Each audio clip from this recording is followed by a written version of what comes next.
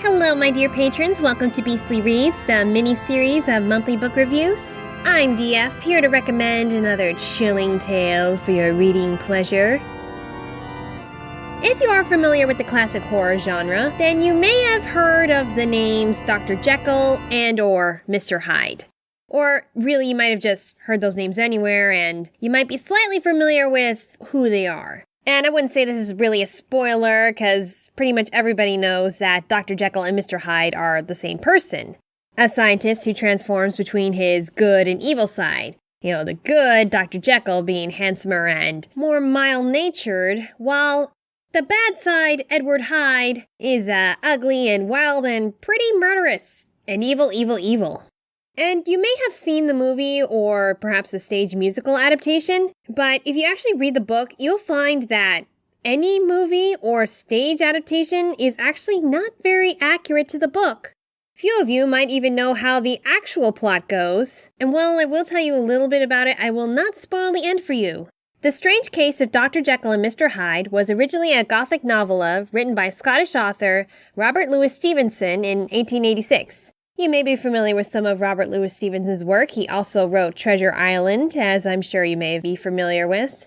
He also wrote the classic adventure Treasure Island, which has been adapted into many movies, including the Disney movie Treasure Planet and Muppets Treasure Island. Just a little tidbit there. And interesting about the novella, it's not even in Jekyll/Hyde's perspective, at least at the beginning. This was common in 19th century horror. You don't really hear from the monster character until the middle or the very end, and sometimes not at all. And this was meant to give surprise and suspense to keep the readers guessing. So if you'd been reading this in the 19th century, to find out that Jekyll and Hyde were the same person would have been a complete shocker, because the characters are so different in physical appearance and personality.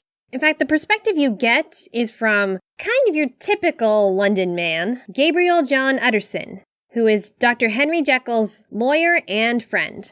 And he's been noticing Edward Hyde around town doing horrible acts like trampling over girls in the street and acting very vile towards others. And shocked to find out that he's Jekyll's house guest. For whatever reason, Jekyll said he has much to learn from Hyde. And Utterson thinks that Hyde is out to hurt Dr. Jekyll because Utterson, being Jekyll's lawyer, knows that Jekyll has left everything he owns to Mr. Hyde. And you know, Utterson couldn't be more right about this, just not in the way that he is thinking. And this book is actually pretty short, and it's worth the read, because it explores the duality of the human personality, that everybody has their own good and evil side. And no matter how hard you try, you can't get rid of one side because each side is dependent on the other. Contrary to what you may think, no matter how good you may seem to be, you need your evil side. And really, the book just illustrates that perfectly, so you'd better read it. It is much different from any movie or stage adaptation. For one thing, there is no fiancé or love interest, as some adaptations have added, anywhere in the book.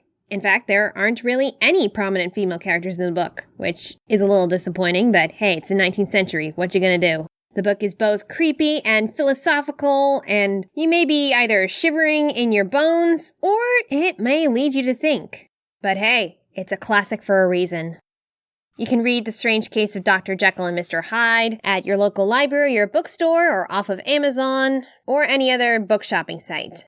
Patrons, be sure to check out the other bonus content available, and be on the lookout for more Beastly Reads. Until next time.